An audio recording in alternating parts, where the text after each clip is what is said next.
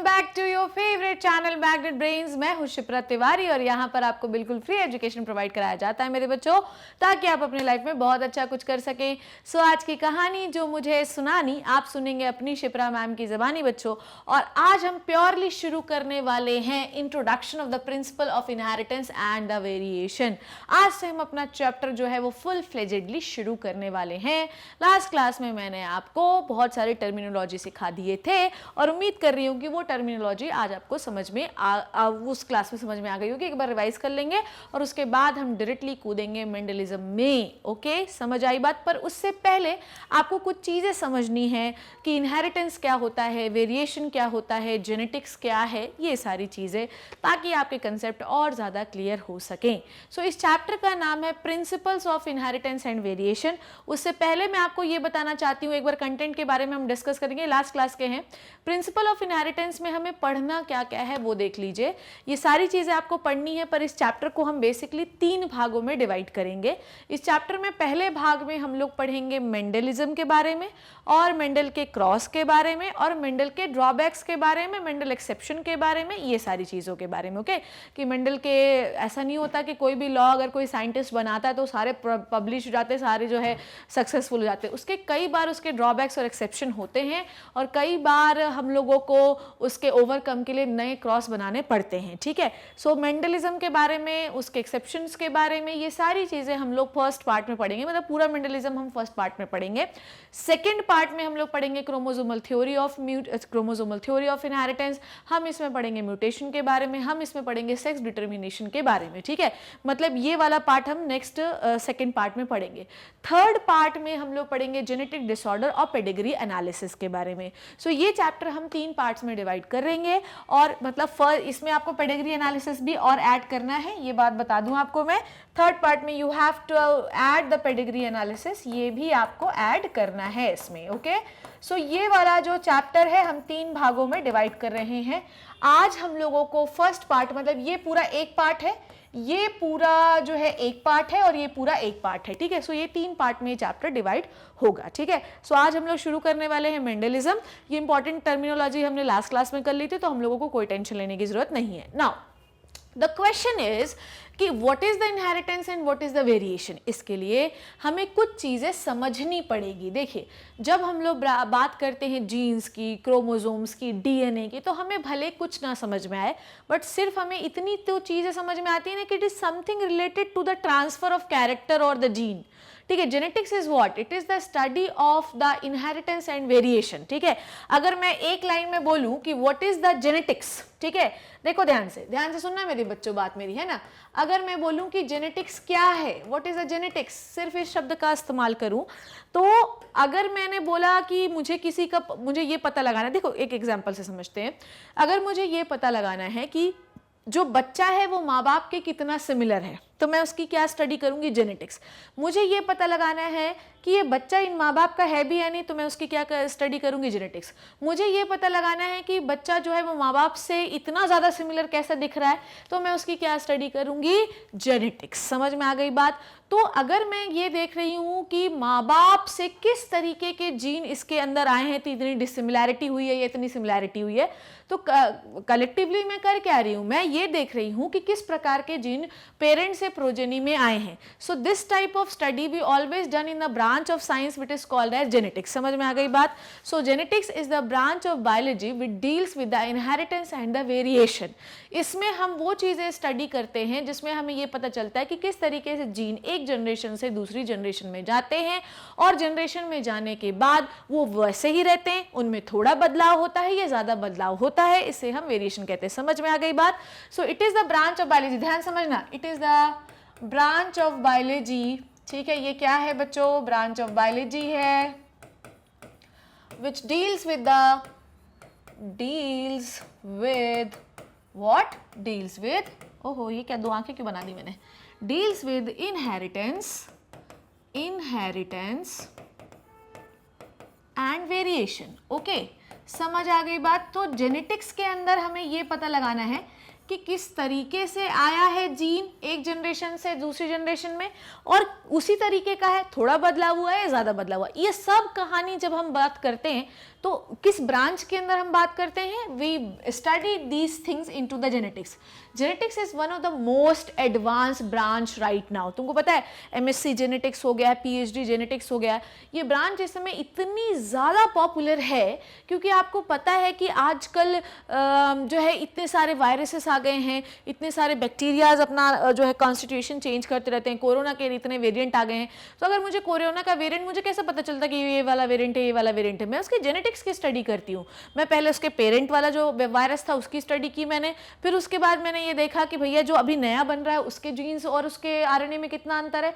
तो जब मैंने ये देख लिया कि भैया प्रोजेनी में ये वाला आरएनए है, पेरेंट में ये वाला आरएनए है, मैंने उसको मैच किया और मुझे पता चला कि अब ये जो आरएनए बन रहा है पेरेंट की तरह तो है ही नहीं। So this is called as, मैंने देखा कि ये क्या आया है, this is called as inheritance. समझ में आ गई बात? So what is the inheritance? अगर एग्जैक्टली मैं बोलूं, व्हाट इज दैट इनहेरिटेंस मेरे बच्चों? Inheritance is the transfer of, ध्यान से समझना, ट्रांसफर ऑफ कैरेक्टर, ध्यान से समझते जाओ बच्चों, character, transfer of character, process of, ऐसा लिखो, process of transfer of character from one to next generation. समझ में आ गई बात? तो अगर मैंने बोला कि भैया जो कोरोना वायरस है, वो जो नया कोरोना वायरस आया है वो पुराने वाले कोरोना वायरस से कैसे अलग है, तो मैंने उसकी क्या स्टडी की? जेनेटिक्स। मैंने उसके जीन्स देखे, मैंने उसका आरएनए देखा, और मैंने ये देखा प्रोसेस ऑफ इनहेरिटेंस, किस तरीके से आया है वो पेरेंट से प्रोजेनी में, this is called as inheritance. कितना बदलाव हुआ है उसमें, ठीक है। सो देखो यहां पे लिख देती हूं, amount of changes from the parent to progeny is called variation. समझ में आ गई बात? सो प्रोसेस की कैरेक्टर एक जनरेशन से दूसरे जनरेशन में जा कैसे रहा है, इसे हम इनहेरिटेंस कहते हैं। जब कैरेक्टर गया तो पेरेंट से प्रोजेनी में कितना बदलाव हुआ, इसे वेरिएशन कहते हैं। इन दोनों की स्टडी को हम जेनेटिक्स कहते हैं। तो मैडम ई हेरिडिटी क्या होता है ये भी बताइए। तो ई हेरिडिटी क्या होता है? देखो ध्यान से देखो, heredity is nothing, it is the study of inheritance। बस ये याद रखो, जब हम इनहेरिटेंस को स्टडी कर रहे हैं तो इट इज हेरिडिटी, जब हम प्रोसेस देख रहे हैं किस तरीके से हुआ इट इज इनहेरिटेंस, जब हमने ट्रांसफर किया तो कितना बदलाव हुआ पेरेंट से प्रोजेनी में इट इज वेरिएशन, और ये सब पढ़ने को हम कहते हैं जेनेटिक्स। समझ में आ गई बात? समझ आया बच्चों?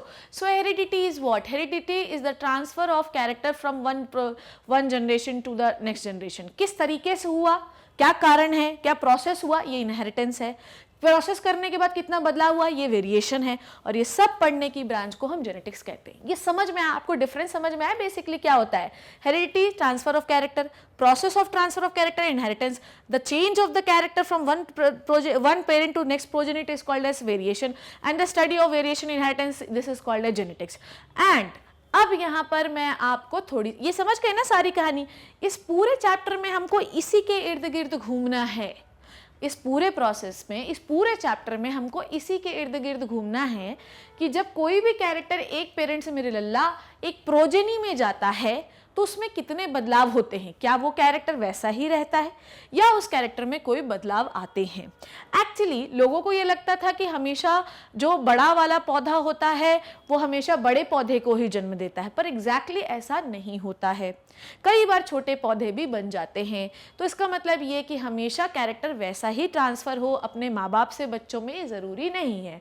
तो कई बार कैरेक्टर बदल भी जाते हैं और इसे हम कहते हैं वेरिएशन। इस पूरे चैप्टर में हमें यही पढ़ना है कि किस तरीके से कैरेक्टर्स या जीन्स एक जनरेशन से दूसरे जनरेशन में जाते हैं, इट इज़ इनहेरिटेंस, और जाते समय क्या उनमें बदलाव होता है, it is called as variation.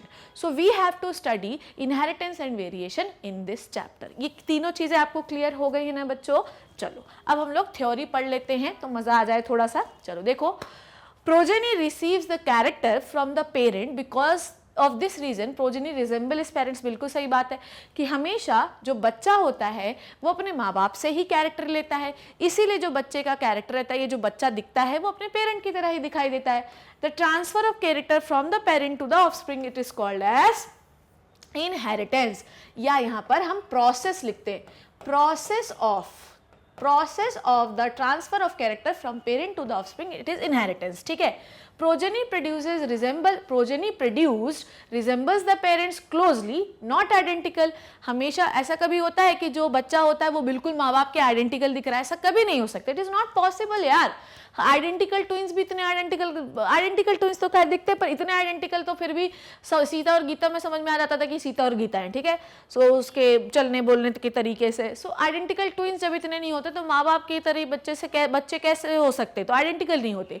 तो हमेशा माँ बाप जो होते हैं वो थोड़े, माँ बाप जो बच्चे होते हैं सॉरी, वो माँ बाप से थोड़े अलग होते हैं, और ये अलग दिखने का ही कारण है मेरे लल्ला वेरिएशन। समझ में आ गई बात, समझ में आया बात। So the transfer of character, जब हम बोल रहे हैं what is heredity, the transfer of character from one generation to the next generation, it is heredity. The process of transfer of character from one generation to the generation, जिसमें हम पूरी process पढ़ेंगे कैसे हुआ, क्या कहानी हुई, this is the inheritance. And changes, जो चेंज आए हैं नेक्स्ट जनरेशन में, इट इज वेरिएशन। ये सब हमको इस चैप्टर में करना है। वेरिएशन इज द कैरेक्टर, ध्यान से देखो ये सब कितने अलग दिख रहे हैं, हर ह्यूमन बीइंग सब एक जैसा क्यों नहीं दिखाई देता यार, हर ह्यूमन बीइंग को एक जैसा दिखाई देना चाहिए, पर हर इंडिविजुअल एक दूसरे से इतना अलग क्यों है, दिस इज द वेरिएशन। पर हर इंडिविजुअल के माँ बाप ने उसे क्या कैरेक्टर कैसे किस तरीके से दिया, it is inheritance, and the study of inheritance is heredity. ठीक है, सो variation is the degree by which progeny differs from their parent। इसमें वेरिएशन है वो कैरेक्टर है जिसमें ये बताता है कि पेरेंट से प्रोजेनी कितने डिफरेंट दिख रही है। So the branch of science which deals with the inheritance as well as the variation of character from the parent to the offspring is called as genetics। Genetics बहुत ही advance branch है, आजकल की बहुत ही advance branch है। चलो अब ध्यान से समझते हैं। ऐसा नहीं है कि हम इनहेरिटेंस और वेरिएशन के बारे में आज इतने लंबे लंबे मुद्दे की बारे में बात कर रहे हैं तो हमने ये कहानी अभी से शुरू कर दी है, ऐसा नहीं है। आपको पता है कि जो इनहेरिटेंस होता है, जैसे कि हम लोगों को जब हम बात करते हैं कि हमें हाइब्रिडाइजेशन करना है, सपोज दैट हमें 2 प्लांट से एक नया प्लांट बनाना है, तो हम लोग बहुत सारे मेथड करते हैं, जैसे कि उसका मेल पार्ट निकाल के फेंक देते हैं मैस्कुलेशन से, फिर उसको बैगिंग कर देते हैं, जब उसका फीमेल पार्ट मैच्योर हो जाता है तो उसके ऊपर पोलन ग्रेन का छिड़काव कर देते हैं, फिर उसके बाद फिर उसकी रीबैगिंग कर देते हैं, फिर फर्टिलाइजेशन हो जाता है और हमें एक डिजायर्ड फल मिलता है, फूल मिलता है जो हम चाहते हैं। तो ये क्या हुआ, दिस इज आर्टिफिशियल हाइब्रिडाइजेशन। तो ये हमें पता है, ये हमें जेनेटिक्स से हमको ये पता चला कि हम आर्टिफिशियल हाइब्रिडाइजेशन कर सकते हैं। पर ऐसा नहीं है कि जेनेटिक्स की जानकारी हमें आज हुई है, जेनेटिक्स की जानकारी हमें 8000 टू जो है 8000 से 10,000 BC पहले ही हो चुकी थी। लोग क्या करते थे कि 2 डिफरेंट ब्रीड्स, जैसे साहिवाल काऊ का आपके एनसीईआरटी में एग्जाम्पल दिया हुआ है, तो जेनेटिक्स की जो है मिक्सिंग ऑफ कैरेक्टर तो हम आज कर रहे हैं, मिक्सिंग ऑफ कैरेक्टर तो हमने जो है कुछ 100-200 सालों में शुरू किया है, पर ऐसा नहीं है। आदि मानव के जमाने से इनहेरिटेंस और वेरिएशन वाली कहानी, मिक्सिंग ऑफ कैरेक्टर की कहानी शुरू है।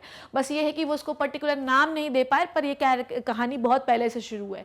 सो वो लोग क्या करते थे कि आर्टिफिशियल सिलेक्शन, वो क्या करते थे, डिफरेंट ब्रीड्स ऑफ एनिमल को क्या करते थे कि सब एक को एक साथ रख देते थे। जैसे उनको चाहिए कि ज़्यादा दूध देने वाली गाय उनके पास हो, तो वो क्या करते थे, बहुत सारी गाय को जो अच्छी ब्रीड वाली उनको एक साथ रख देते थे। अब उनके बीच में सेक्सुअल रिप्रोडक्शन होता था, उनके पेट में जो बच्चा आता था वो दोनों का मिक्स होता था, तो जब वो बड़ा होता था ज़्यादा दूध देता था। उनको ये नहीं पता था कि कैसे हो रहा है, उनको ये नहीं पता था कि जीन्स की वजह से हो रहा है, उनको ये नहीं पता था कि डीएनए की वजह से हो। उनको सिर्फ इतना पता था कि अगर मैं 2 डिफरेंट ब्रीड्स को, सेम स्पीशीज़ की 2 डिफरेंट ब्रीड्स को अगर मैं साथ में रखूंगा तो बेबी उससे जो बच्चे पैदा होंगे वो अच्छी ब्रीड वाले पैदा हों।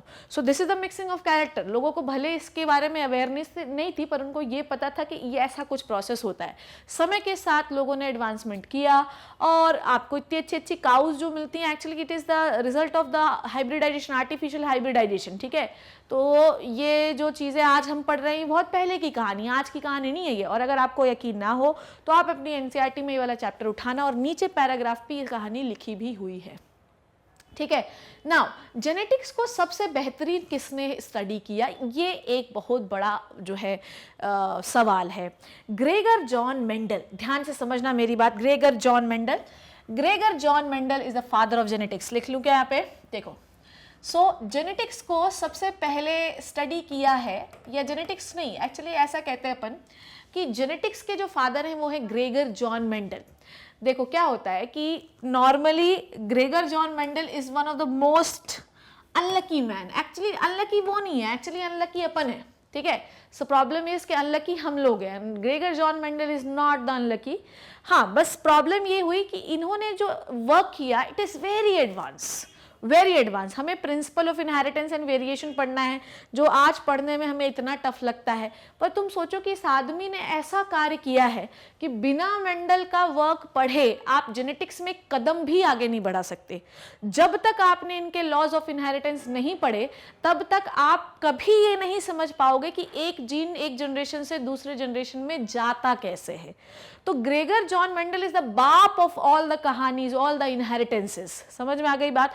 तो बिना ग्रेगर, आज भी 100-200 साल के बाद भी ग्रेगर जॉन मेंडल की कहानी को पढ़े बिना आप नहीं कर सकते हो जेनेटिक्स की कोई भी कहानी, कोई भी क्रॉस, कोई भी मेटिंग, कोई भी हाइब्रिडाइजेशन। आई बात समझ में? जितने भी हाइब्रिडाइजेशन शुरू हुए हैं ये ग्रेगर जॉन मेंडल के बेसिक्स पे ही डिपेंडेंट हैं। समझ में आ गई बात? ग्रेगर जॉन मेंडल, बेसिकली इनका जन्म शुरू कर लेते हैं। इनका पूरा नाम है Gregor John Mendel, Gregor Johan बोलते हैं मेंडल, ठीक है। ग्रेगर जॉन मेंडल, इनका जन्म हुआ 1822 में ऑस्ट्रिया में, ठीक है। It is an European country, ठीक है। 1822 में इस महान व्यक्ति का जन्म हुआ और 1884 में इनकी मृत्यु हुई, ठीक है, लीवर की डिजीज की वजह से। ओके, ठीक। अब ध्यान से समझना, 60-65 साल की आयु में कितना साल हो गया, इसको अपन माइनस कर लेते हैं, 26, ओके। 62 वर्ष की आयु में इसने अपने जीवन के सबसे बड़े योगदान दिया। एक्चुअली इस आदमी ने 7 साल का इसका जो काम है ये भयंकर, ऐसा मतलब रिवोल्यूशन है जेनेटिक्स के लिए। समझ में आई बात? If you want to learn the principle of and inheritance, if you want to learn any principle of inheritance, you have to learn the Gregor John Mendel की मेंडलिज्म की कहानी, लॉज ऑफ मेंडल, ठीक है। चलो, अब Gregor John Mendel जो है, इनका जन्म हुआ ऑस्ट्रिया में, ठीक है, ऑस्ट्रिया में। ये बहुत ही गरीब परिवार के आदमी थे, बट इनका बचपन से ही इंटरेस्ट फिजिक्स और मैथ्स में बहुत ज़्यादा था। ओके, बहुत इंटेलिजेंट आदमी था ये, पर गरीब परिवार का था, इसलिए ज़्यादा पढ़ नहीं पाया।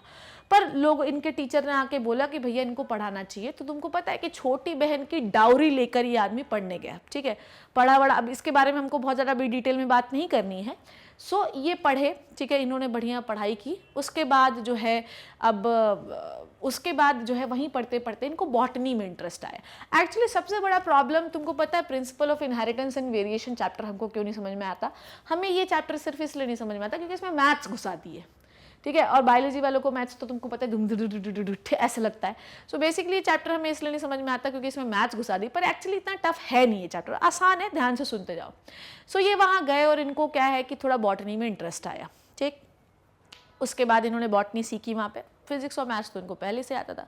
फिर ये जीवन से हताश परेशान हो गए और फिर ये वापस पढ़ लिख कर आए और ये एक मॉन्क बन गए, एक मोनेस्ट्री में एक मॉन्क बन गए, ऑस्ट्रियन मॉन्क बन गए। मॉन्क जो शांति का प्रतीक रहता है, पादरी कहते हैं इनको, पूजा जो चर्च में पूजा कराते हैं उनको हम मॉन्क कहते हैं, ओके। नाउ उसके बाद ये मोनेस्ट्री में अपने बच्चों को पढ़ाते रहे और साथ ही साथ इन्होंने अपने गार्डन में एक गार्डन पी लगाया, ठीक है। एक गार्डन नहीं, इन्होंने गार्डन पी लगाया, ठीक है। इन्होंने मोनेस्ट्री के गार्डन, ध्यान समझना, इन्होंने मोनेस्ट्री गार्डन में, ठीक है, मोनेस्ट्री गार्डन में क्या लगाया? Garden pea. अब गार्डन पी और स्वीट पी में आपको कंफ्यूज नहीं होना। Lathyrus odoratus is the sweet pea and garden pea is the Pisum sativum, okay, Pisum sativum, ठीक है। ये होता है botanical name of the pea, ठीक है। इन्होंने गार्डन पी लगाया, ठीक। अब इनको गार्डन पी लगाने के बाद कुछ आश्चर्यजनक जो है चेंजेस दिखाई दिए, ओके। गार्डन पी लगाने के बाद इनको कुछ आश्चर्यजनक चीज़ें दिखाई दी। इनको लगा कि कायदे से प्लांट कुछ इस तरीके के होने चाहिए, पर उस तरीके के हुए नहीं। अब किस तरीके के होने चाहिए, किस तरीके के उगने चाहिए, पर उनको क्या दिखा, आइए देखते हैं। अब इसके भी अलग अलग रीजन है कि उन्होंने पी को ही क्यों सिलेक्ट किया और कुछ क्यों नहीं सिलेक्ट किया। अब उसके मैं आपको कारण बताऊंगी कि इसका ये आसानी से उगाया जा सकता है, इसकी ईल्ड अच्छी होती है, इसमें बाइसेक्सुअल फ्लावर है इसलिए सेल्फिंग, सारी सेल्फिंग हो सकती है, सारी कहानी है, और ये ज़्यादा उग सकता है, इसका लाइफ साइकिल बहुत बड़ा नहीं होता, अलग अलग इसके रीजन है, इसलिए उन्होंने पाइसम सटाइवम चुना। अब उसके बाद इन्होंने अपना जो है अपना एक्सपेरिमेंट शुरू किया, ठीक है। इन्होंने अपना एक्सपेरिमेंट 1856 में शुरू किया, ठीक है, और 1863 तक इन्होंने अपना काम किया, ठीक है। ओके, 7 साल 7 ईयर्स इन्होंने अपने एक्सपेरिमेंट को दिया, ठीक। फिर उसके बाद इन्होंने 1865 में अपना वर्क पब्लिश किया, ठीक। इन्होंने 1865 में जर्नल ऑफ बॉर्न में अपना वर्क पब्लिश किया, ओके। अब ये सब आपको डेट्स नहीं आती, पर जन्म की डेट तो आती है, ओके।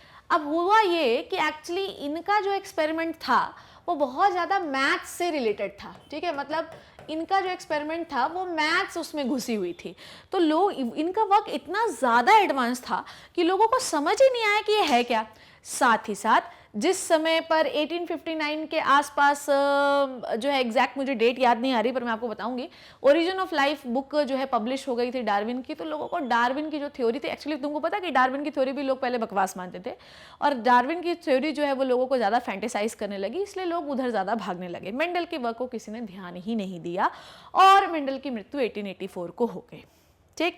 इवन 65 में जब उन्होंने journal of born which is the place of Austria जब उन्होंने पब्लिश किया, तो उन्होंने फेंक देगा, ये क्या करके लेके आए हो तुम, क्योंकि उनके वर्क को समझ पाना is a really difficult thing. बहुत ही अलग लेवल पे जाकर आपको एक बायो को मैथ्स के साथ मिक्स करना है, इसलिए वर्क रिजेक्ट हो गया। 35 ईयर्स के बाद 1900 में 3 साइंटिस्ट आए, ठीक है। 1900 में 3 साइंटिस्ट आए, ठीक है। इनका नाम है कार्ल कोरेंस। अब मैं कहाँ पे लिखूँ एग्जैक्टली, मैं स्पेलिंग आप चेक कर लेना बच्चों मेरे, ठीक है। 1900 में रीपब्लिश हुआ वर्क, ठीक है, यहाँ पे लिखती हूँ 1900 में मेंडल का वर्क रीपब्लिश हुआ, ठीक है। देखो रीपब्लिश हुआ, ठीक है। रीपब्लिश के लिए 3 साइंटिस्ट ने काम किया, एक है कार्ल कोरेंस, जेनेटिक्स में इनका इंडिविजुअल काम किया, कार्ल कोरेंस, ठीक है। ह्यूगो डेवरीज का बहुत बड़ा नाम है इवोल्यूशन में, ठीक है, ह्यूगो डेवरीज एंड शेमाक, ठीक है। इनका स्पेलिंग देख लेना आप, ठीक। ये 3 साइंटिस्ट हैं, इन्होंने इंडिविजुअली इनके वर्क को फिर से करके देखा। देखो कोई भी एक्सपेरिमेंट जो होता है, इवन तुमको पता है लेबोरेटरी में भी हम अगर कोई एक्सपेरिमेंट करते हैं तो हमेशा उस चीज़ का रेप्लिका हम लगा के देखते हैं। जैसे मान लो कि हमें कोई एक्सपेरिमेंट करना है, उसमें हमें जैसे मान लो हमें कोई बैक्टीरिया उगाना है, तो उसके लिए हम 3 प्लेट्स यूज़ करते हैं और कंपैरिजन में देखते हैं कि जितना सैंपल हमने एक प्लेट में डाला है उतना ही सैंपल जब हम दोनों प्लेट में डाल रहे हैं तो ग्रोथ सेम हो रही है या नहीं हो रही है। तो कोई भी एक्सपेरिमेंट हमेशा रेप्लिका में ही लगाया जाता है। तो आपका जो एक्सपेरिमेंट होना चाहिए, जब आप करके मर जाओ और आपका जो कोई रिसर्च पेपर पढ़े और फिर जब उसको लैब में, लेबोरेटरी में उसको एप्लीकेबल करे, तो वो सारे काम वैसे ही होने चाहिए जैसे कि आपने किए थे। तो भैया उसके बाद उनका वर्क फेंक दिया गया, जो है पब्लिश करके रिजेक्ट कर दिया गया काम। पर उसके बाद 1900 में तीनों साइंटिस्ट, ह्यूगो डेवरीज, कार्ल कोरेंस, शेमाक, इन तीनों ने क्या किया कि फिर से वो एक्सपेरिमेंट लगाया और उन्होंने बताया कि ओए होए होए होए, ये जो मेंडल ने काम करके गए हैं ये तो बिल्कुल सही है। बाद में मेंडल को जो है नोबेल प्राइज़ भी मिला। आ रही बात समझ में? मेंडल को नोबेल प्राइज़ भी मिला उनके वर्क के लिए, ठीक। पर ठीक है, मर गए, खप गए साइंस के पीछे, उन्होंने कभी शादी नहीं की। पर ऐसा नहीं कि आपको शादी नहीं करनी है, पर हमें साइंस ऐसा ही करना है। समझ आ गई बात? हमें हमेशा साइंस ऐसा ही करना है जो इवोल्यूशन लाए। तो इसलिए आज इतने सालों के बाद भी आज आप 2021 में हो, मेंडल का वर्क पढ़ ही रहे हो ना, तो this is called as a revolution. Okay, so Mendel के नाम से, अच्छा नहीं, ऐसा नहीं है कि इन्होंने, इन तीनों साइंटिस्ट ने किसका नाम छुपाया। नॉर्मली लोग क्या करते हैं कि एक्सपेरिमेंट हमारा, ओरिजिनल हमारा। इन तीनों साइंटिस्ट ने मेंडल का नाम नहीं छुपाया। उन्होंने बताया कि हमने मेंडल का ही एक्सपेरिमेंट रेप्लिका लगाया है। बाद में इन तीनों साइंटिस्ट को नोबेल प्राइज मिला, पर नाम मेंडल का ही था। उस दिन से मेंडल को हम फादर ऑफ जेनेटिक्स के नाम से जानते हैं। समझ में आ गई बात? फादर ऑफ जेनेटिक्स के नाम से जानते हैं, ये आपको पता होना चाहिए, ठीक है। Father of genetics Gregor John Mendel. जब उन लोगों को लगा कि भैया ये तो बाप है, समझ में आई बात, तो हमेशा साइंस ऐसा ही होना चाहिए जो ज़िंदगी बदल दे। ओके काम दुनिया में हर कोई करता है, हर कोई करता है, पर आदमी काम उसी का मैं जो है फेमस होता है जो जिसने कुछ अलग किया। आज ये आदमी मर गया है, पर फिर भी मैं तुम्हें बोर्ड में ग्रेगर जॉन मेंडल इतने ये ऐसा हुआ है, पैदा हुआ, अपनी बहन का दहेज लेके इन्होंने पढ़ाई की, सब कुछ किया, सफ़र किया, पर आज भी अगर उनकी आत्मा कही है तो हमें सुन तो रही होगी कि हर बच्चे को पढ़ा रहा है उसका टीचर। सो ग्रेगर जॉन मेंडल की कहानी, उनका जो बर्थ ईयर है और उन्होंने अपना एक्सपेरिमेंट कब शुरू किया, ये ज़रूर आता है, मतलब ज़रूर मतलब कि पूछा जाता है कि जन्म मृत्यु तो नहीं आता, पर ये जो कब शुरू हुआ एक्सपेरिमेंट ये ज़रूर आता है। और गार्डन पी को ही क्यों सिलेक्ट किया ये आता है, और कौन कौन से कैरेक्टर उन्होंने लिए ये भी एग्जाम में पूछा जाता है बच्चों, तो इसलिए आपको पढ़ना है। समझ में आ गई बात, मेंडल की कहानी समझ में आ गई आपको? थोड़ा थ्योरी देख लेते हैं, आइए चलो चलो चलो चलो। देखिए मेंडल्स लॉ ऑफ इनहेरिटेंस देखते हैं। Mendel was born on the July 22, 1822, ठीक है, 22 को पैदा हुए थे। और ऐसे लोग बड़े ही लकी होते हैं जो सेम ईयर में सेम डेट में पैदा होते हैं, बहुत लकी होते हैं। जैसे कि मैं 3 मार्च को पैदा हुई, 3 पता नहीं अब लकी क्या, मैं पता चला वर्ल्ड की मैं भी बहुत फेमस साइंटिस्ट बन जाऊँ, फिर तुम लोग भी पढ़ना मेरे बारे में, ओके। और इन्होंने वर्क किया है पाइसम सटाइवम पे, ओके। नेक्स्ट, अच्छा ये डेफिनेशन हम पढ़ेंगे अभी। अब देखो ध्यान से सुनना मेरी बात। नॉर्मली जब कैरेक्टर वगैरह तो हम सब पढ़ चुके हैं, नॉर्मली जब हम गैमीट्स पढ़ते हैं, ठीक है, गैमीट्स बनाना भी मैं अभी तुम्हें सिखाऊंगी। जब मेंडल काम कर रहे थे तो उन्होंने गार्डन पी को सिलेक्ट किया, ठीक है। अब मेंडल ने बहुत सारे, उन्होंने क्यों गार्डन पी पे ये जेनेटिक्स वाला पूरा इनहेरिटेंस उन्होंने क्यों गार्डन पी पे एक्सपेरिमेंट किया, क्योंकि उन्होंने देखा, वो मॉनेस्ट्री में आए और उन्होंने एक बड़ा गार्डन पी का पौधा लगाया, ठीक है। उन्होंने बोला, नॉर्मली तब उस समय पे फेमस ये था कि भैया ऐसा है कि लंबी वाले जो लंबे पेरेंट के जो बच्चे होंगे उसमें मम्मी और मम्मी लंबी होगी, पापा छोटे होंगे, पापा लंबे होंगे, मम्मी छोटी होगी, और तो बच्चा जो है वो इंटरमीडिएट हाइट का बनेगा, ठीक है। अब उन्होंने 2 पौधे लगाए पी के, ठीक है, एक लगाया भैया टॉल, ध्यान से देखते जाना ना। तो मेंडल का एक्सपेरिमेंट उन्होंने कब मन किया कि उनको एक्सपेरिमेंट करना है, तो उनकी ये जो कहानी हुई उसके बाद उनका दिमाग घूम गया कि अब तो मैं बताता हूँ कि कैसे होता है। तो उन्होंने एक I hope it is visible, let me right. तो मेंडल का दिमाग कब घूमा कि उन्हें एक्सपेरिमेंट करना चाहिए, ठीक, पूरी कहानी तो पढ़ ली। उन्होंने एक टाल पी प्लांट लगाया। पी प्लांट क्यों सिलेक्ट किया ये भी बताऊंगी आपको। उन्होंने एक टॉल पी प्लांट लगाया और एक डॉर्फ पी प्लांट लगाया, ठीक है। तब के लोग पढ़ते थे कि भैया टॉल और डॉर्फ को फ्यूज करोगे तो मीडियम हाइट का प्लांट मिल जाएगा, पर भैया जब रिजल्ट आया तो पता है क्या हुआ, रिजल्ट आया तो भैया उनको टॉल ही पी प्लांट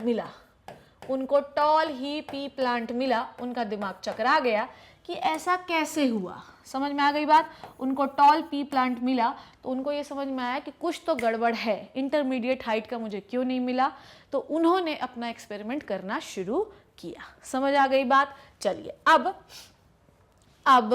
मैं आपको समझाती हूँ आगे की कहानी, देखिए ध्यान से।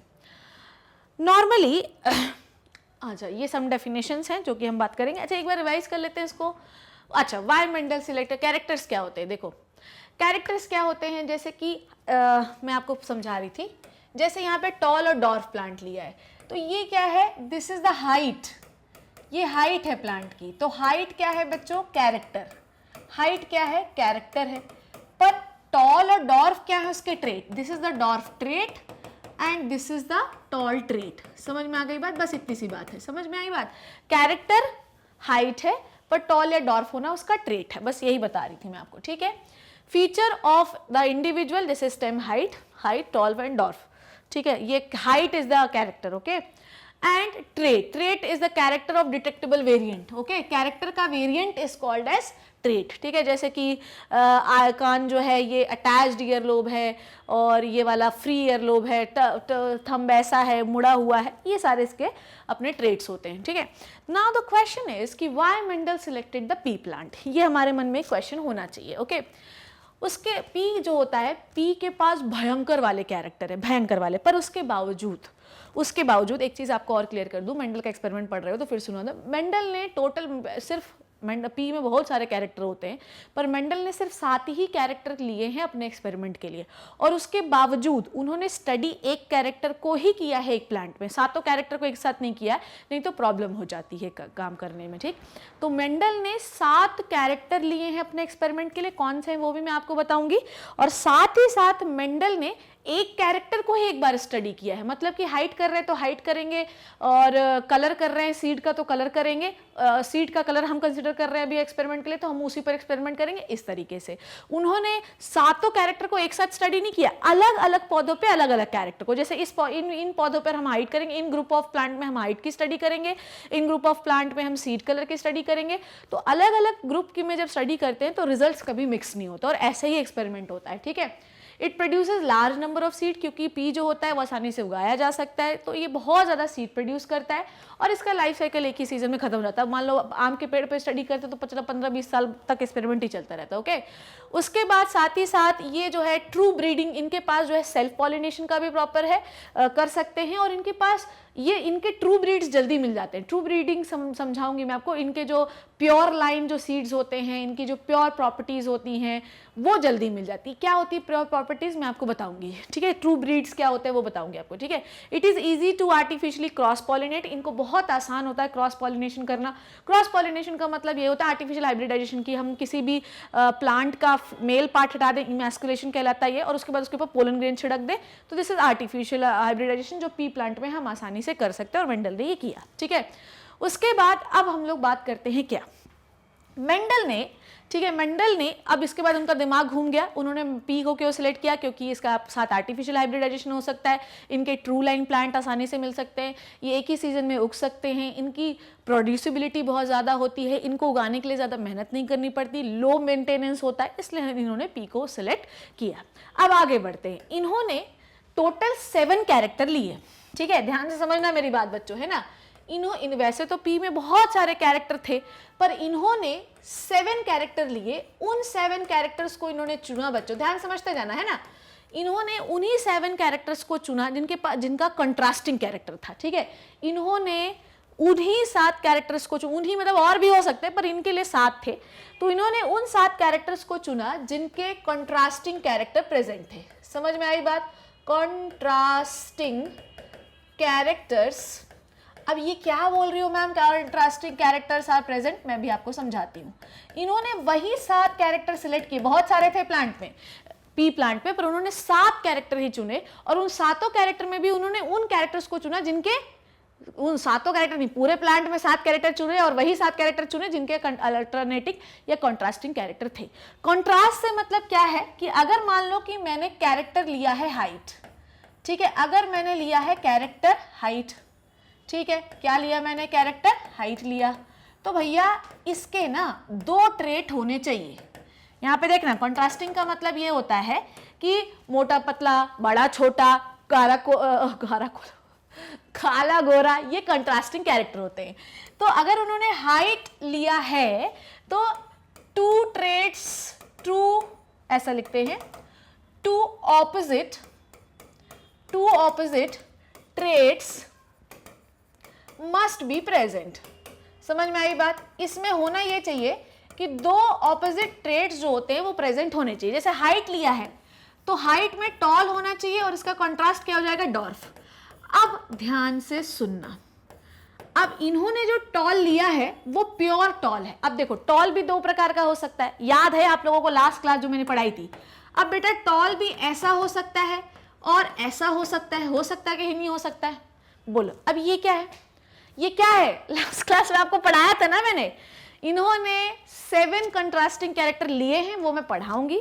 कंट्रास्टिंग कैरेक्टर का मतलब होता है कि अगर हम कोई कैरेक्टर ले रहे हैं तो उसके 2 ऑपोजिट ट्रेट होने चाहिए। हाइट ले रहे हो तो उसका टॉल डॉर्फ होना चाहिए, कलर है तो उसका काला गोरा होना चाहिए, इस टाइप का, ठीक है। अब कंट्रास्टिंग होना चाहिए मतलब अगर सीड ले रहे हो तो येलो ग्रीन होना चाहिए, पॉट शेप ले रहे हो तो इन्फ्लेटेड और कॉन्स्ट्रिक्टेड होना चाहिए। ये इन्होंने कंट्रास्टिंग कैरेक्टर लिए बात करते हैं। तो अगर मान लो कि इन्होंने हाइट को सिलेक्ट किया, अब ध्यान सुनना, उन्होंने 7 कैरेक्टर्स को एक साथ ब्रीड करना शुरू नहीं किया। मैं कंट्रास्टिंग कैरेक्टर भी अभी पढ़ा रही हूँ, टेंशन ना लो उसमें, ठीक है। अब 7 कंट्रास्टिंग कैरेक्टर में अब आपको ये समझना है कि उन्होंने 7 कैरेक्टर को एक ही पौधे में साथ साथ स्टडी नहीं किया है, ग्रुप बनाए कि इसमें मैं हाइट स्टडी करूंगा, इसमें लेंथ स्टडी करूंगा, ये सारी चीजें, ठीक है। अब उन्होंने मान लो कि टॉल लिया। अब बेटा टॉल 2 प्रकार का हो सकता है, it may be capital T, it may be capital T small T. ये क्या हो रहा है, कुछ समझ आ रहा है? देखो, ये है होमोजाइगस टॉल, ध्यान से समझना, लास्ट क्लास में आपको पढ़ा चुकी हूं मैं। ये है बेटा होमोजाइगस टॉल, अभी एक बार और रिवाइज करवाऊंगी, ठीक है। ये है होमोजाइगस टॉल और ये है मेरे बच्चों हेटेरोजाइगस टॉल। ओके, ये क्या है मेरे बच्चों? Heterozygous tall. ये क्या होता है मैम? ये क्या होता है? हमें तो पता ही नहीं है, हमें तो पता ही नहीं है, पढ़ाया नहीं है क्या आपको? आओ देखो, अगर मान लो, ध्यान से समझना, अगर मान लो ये कोई इंडिविजुअल है और ये इंडिविजुअल के पास ये क्रोमोसोम है और ये मम्मी का क्रोमोसोम है मान लो, और ये पापा का क्रोमोसोम है, ये मम्मी का क्रोमोसोम है, ठीक है।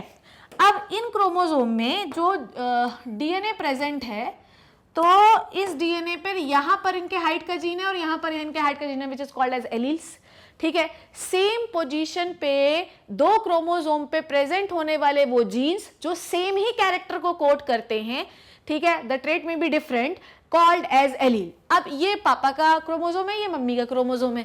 पापा के क्रोमोसोम पे यहाँ पर हाइट का एलील है, हाइट का एलील है, ठीक है, हाइट का एलील है टी, ठीक है, और मम्मी के पास भी यहाँ पर हाइट का एलील है टी, ठीक है।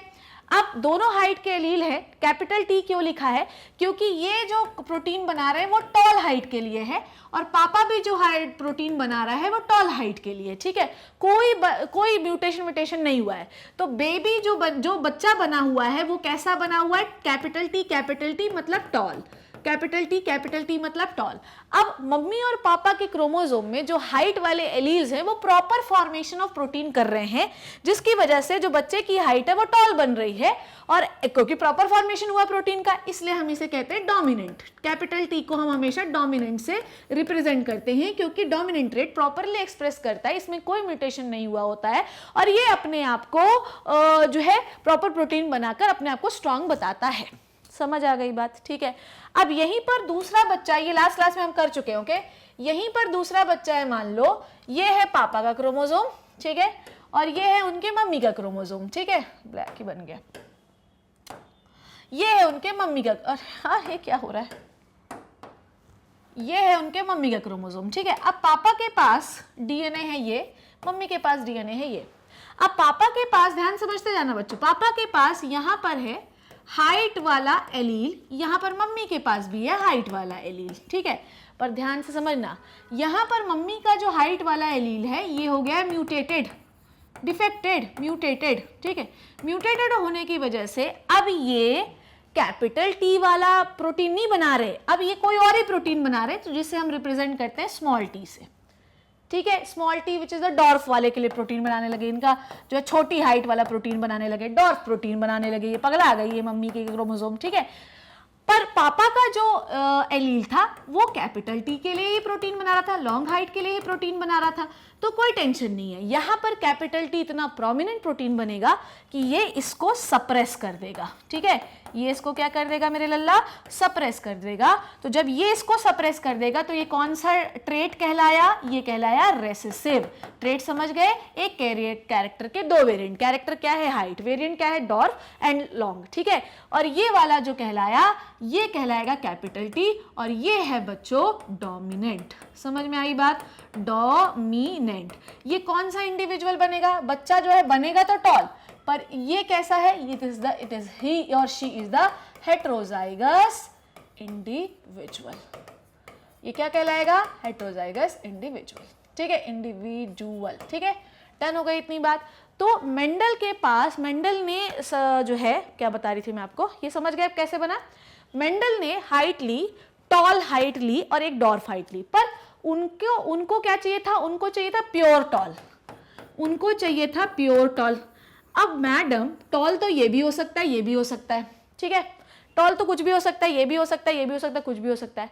तो मेंडल ने बार बार उनकी सेल्फिंग कराई, ठीक है, बार बार सेल्फिंग कराई। सेल्फिंग मतलब ये इस पौधे की इससे, इस पौधे, ये तो प्योर टॉल था, इसको तो कोई टेंशन नहीं था, फिर भी सेल्फिंग कराते गए। जब हम किसी की सेल्फिंग कराते जाते हैं, ठीक है, सेल्फिंग कराई, Mendel start doing the more selfing समझते हैं, उसी पौधे के एंथर से उसी पौधे के स्टेमन को पोलर ग्रेड प्रोड्यूस करना। जब हम सेल्फिंग इंक्रीज कराते हैं, ठीक है, यहाँ पे लिख दे रही हूँ इंक्रीज सेल्फिंग, जब उन्होंने बहुत बार सेल्फ पॉलिनेशन इंक्रीज कराया जनरेशन, तो एक समय ऐसा आता है कि हमें ट्रू ब्रीड मिल जाती है। क्या मिल जाती है बच्चों? True breed. हम लोग पढ़ेंगे, ठीक है, हम लोग पढ़ेंगे अभी ठीक है, आगे चल के ये ट्रू ब्रीडिंग कैसे कराते हैं, ठीक है। तो अगर हमको एक प्योर ब्रीड चाहिए तो हम क्या करते हैं, बार बार उसकी ब्रीडिंग कराते हैं, ठीक है, सेल्फिंग कराते हैं, ठीक है, पौधे के, इवन जानवरों में भी हम ऐसे करते हैं। तो अगर हमें प्योर ड्वार्फ चाहिए तो हमें कैसा प्लांट चाहिए, ये, this is the pure dwarf, ठीक है। जब आपके दोनों जीन जो है वो म्यूटेटेड होंगे तो दोनों रेसेसिव जीन आपस में एक्सप्रेस कर सकते हैं, पर अगर एक भी डोमिनेंट हो गया तो वो इस म्यूटेटेड वाले को एक्सप्रेस नहीं करने देगा। तो मेंडल को प्योर ड्वार्फ चाहिए था, प्योर टॉल चाहिए था, पर टॉल में प्रॉब्लम ये थी कि ड्वार्फ तो ठीक था, स्मॉल टी, पर टॉल में प्रॉब्लम ये थी कि 2 कैपिटल टी वाले भी टॉल बनेंगे और एक कैपिटल टी स्मॉल टी भी टॉल बनेगा। तो मेंडल ने क्या किया कि बार बार पौधे की सेल्फिंग कराते गए, तो एक जनरेशन ऐसी आई कि पौधे सिर्फ और सिर्फ टॉल बनने लगे, ठीक है। और ऐसा नहीं था कि एक बार टॉल बन गए तो उसने बार बार उगा के नहीं देखा, उसके बाद भी उन्होंने बार बार उगा के देखा। बहुत जनरेशन के बाद जब छोटे पौधे नहीं उगे तो उन्होंने ये समझ गए कि भैया ये है कैपिटल टी, ये प्योर टॉल पौधा है। तो बेसिकली हम जीन्स के अंदर इन एलील्स को नहीं पढ़ सकते हैं, पर हाँ हम उनके फिनोटिपिक कैरेक्टर को देखकर ये पता लगा सकते हैं कि ये प्योर टॉल है। मान लो उन्होंने एक टॉल पौधे को 10 जनरेशन तक उगाया, 10 जनरेशन तक वो नहीं उगा है डॉर्फ, एक भी नहीं आया उसमें, मतलब ये प्योर टॉल है। उन्होंने 10 जनरेशन उगाया पर 9वीं जनरेशन में एक छोटा पौधा उगाया। मैम 10 के बाद नहीं होता, 10 के बाद होने के चांसेस कम होते क्योंकि इतनी बार ब्रीडिंग करा के पौधे उगा पाना is a really difficult task. उसके बाद जो होती है इम्प्योरिटीज जो होती हैं, जो उसका म्यूटेटेड जीन होता है वो एलिमिनेट हो जाता है। This is called as true breeding. ये हम लोग जब आर्टिफिशियल सिलेक्शन पढ़ेंगे आपके जब एनिमल में पढ़ेंगे हम लोग इन फूड स्ट्रैटेजीज एनहांसमेंट में, तब आपको ये चीज पढ़ाया जाएगा। तो मेंडल को मिल गए प्योर टॉल और प्योर डॉर्फ, ठीक है। और मेंडल ने pure breeding, pure line breeding से शुरुआत की। समझ आ गई बात। अब हम लोग पढ़ेंगे कि मेंडल ने कौन से 7 कैरेक्टर लिए। सबसे पहला मेंडल ने पी क्यों लिया, ये पढ़ाया मैंने आपको। मेंडल की पूरी कहानी पढ़ाई आपको। फिर मैंने आपको बताया कि मेंडल ने 7 कैरेक्टर को एक साथ स्टडी नहीं किया, एक एक कैरेक्टर को लिया, और जो भी कैरेक्टर वो ले रहे थे वो पहले प्योर होना चाहिए, मिक्सिंग नहीं होनी चाहिए उसमें किसी भी चीज की, ठीक है। ऐसे कैपिटल टी स्मॉल टी वाला नहीं, कैपिटल टी स्मॉल टी वाले कैरेक्टर होने चाहिए, प्योर होने चाहिए। और प्योर कैसे ऑब्टेन करते हैं वो मैंने आपको बताया, बार बार सेल्फ पॉलिनेशन करा के उनको ट्रू ब्रीड्स मिल गए। अब मैं आपको पढ़ाने वाली हूं कि मेंडल ने कौन से 7 कॉन्ट्रास्टिंग कैरेक्टर लिए, आइए देखते हैं अपन। ओके, चलिए अब हम लोग देखेंगे कि मेंडल ने अपने प्लांट्स में कौन से कंट्रास्टिंग कैरेक्टर लिए हैं। देखो मेंडल ने है तो पी में बहुत सारे कैरेक्टर, पर मेंडल ने सिर्फ कितना कैरेक्टर लिया है बच्चों, 7, ठीक है। हालांकि इस बोर्ड पे लिखा हुआ है पर तुमको पता है मेरे दिल को चैन नहीं आता जब तक मैं 2-4 शब्द अपने सुनहरे अक्षर लिख नहीं लेती हूँ इसमें। सो मेंडल ने 7 कैरेक्टर लिए हैं, ठीक है, और 7 कैरेक्टर लिए हैं और उनका कंट्रास्टिंग कैरेक्टर लिया है, ठीक है। जैसे बड़े का छोटा, मोटा का पतला, काला का गोरा, इस टाइप का कैरेक्टर लिया है। अब कंट्रास्टिंग कैरेक्टर इसलिए लिया है ताकि उस मेंडल को एक ही कैरेक्टर के 2 अलग अलग मतलब 2 डिफरेंट कैरेक्टर को फ्यूज ना करना पड़े। उन्होंने क्या किया कि एक ही कैरेक्टर के 2 ट्रेट लिए और उन्होंने 7 कैरेक्टर सिलेक्ट किए। हर एक कैरेक्टर के 2 ट्रेट उन्होंने लिए हैं। समझ में आई बात? डोमिनेंट और एक रेसेसिव। समझ में आई बात? अभी डोमिनेंट और रेसेसिव का लॉ ऑफ डोमिनेंस में एक बार और कंसेप्ट पढ़ाऊंगी, इसलिए कंफ्यूज होने की जरूरत नहीं है। सो मेंडल ने 7 कैरेक्टर लिए हैं and each character has 2 traits, ठीक है। ईच कैरेक्टर हैज मेरे बच्चों 2 ट्रेट्स, ठीक है। Each character has 2 traits. Trait समझते हैं ना आप लोग? अभी समझाया मैंने आपको कि किसी भी कैरेक्टर के 2 रूप को हम कहते हैं ट्रेट्स। जैसे कि इंसान अच्छा और बुरा, ठीक है, जैसे इंसान काला और गोरा, जैसे इंसान छोटा और बड़ा। जैसे हाइट एक कैरेक्टर है तो लंबा और छोटा क्या हो गया, उसका ट्रेट हो गया। जैसे मैंने बोला कि कलर, तो ग्रीन और येलो क्या हो गया, कलर हो गया। जैसे मैंने बोला शेप, तो इन्फ्लेटेड और कंस्ट्रिक्टेड शेप हो गया। तो कैरेक्टर एक गुण है और ट्रेट उनके 2 रूप होते हैं, ठीक है। चलिए, सीता और गीता ट्रेट्स हैं, जबकि इंसान क्या है, कैरेक्टर। ओके, चलिए अब उन्होंने कौन से 7 कैरेक्टर लिए हैं आइए देखते हैं। पी में टोटल बहुत सारे कैरेक्टर हैं, ऐसा नहीं है कि ये बहुत सिर्फ 7 कैरेक्टर। इवन ये भी क्वेश्चन आ जाता है कि क्या सिर्फ पी में 7 ही कैरेक्टर थे, तो नहीं, पी में और भी ज्यादा कैरेक्टर थे, पर मंडल ने 7 ही सिलेक्ट किए जो उनको लगा कि ये सबसे ज्यादा अच्छे रिजल्ट देने वाले हैं। और ऐसा नहीं कि मंडल ने सिर्फ पी प्लांट पे ही वर्क किया है, मंडल ने और भी 2 प्लांट्स पे वर्क किया, वो जानने की जरूरत नहीं है आपको, पर मंडल ने सिलेक्ट पी को ही किया, जो कि मैंने आपको बताया कि हाई रिप्रोड्यूसिबिलिटी थी, बाइसेक्सुअल फ्लावर था इसका, और आसानी से ग्रो हो जाता था, एक ही सीजन में का लाइफ साइकिल पूरा हो जाता था, बहुत सारे सीड्स बनते थे, तो रिजल्ट अच्छे आते थे। डन। चलिए अब हम लोग देखते हैं सबसे पहले उन्होंने क्या लिया है। चलिए सबसे पहले उन्होंने लिया है बच्चों plant height. Okay, plant height, इसके 2 ट्रेट इन्होंने लिए हैं। प्लांट हाइट में इन्होंने जो सबसे बड़ा, मतलब इसका ये कैरेक्टर यहाँ पे लिख लेती हूँ मैं, ये कैरेक्टर है, ठीक है, ये यहाँ पर कैरेक्टर लिख देती हूँ और यहाँ पे लिख देती हूँ इसका पहला इन्होंने ट्रेट 1 कौन सा लिया और ट्रेट 2 कौन सा लिया। ठीक है, ट्रेट 2 कौन सा लिया, ट्रेट समझ गए ना, उसके रूप कैरेक्टर के। ट्रेट 1 को हम मान लेते हैं कि क्या होगा, ये ट्रेट 1 क्या है, डोमिनेंट है। ओके, डी लिख दे रही हूँ।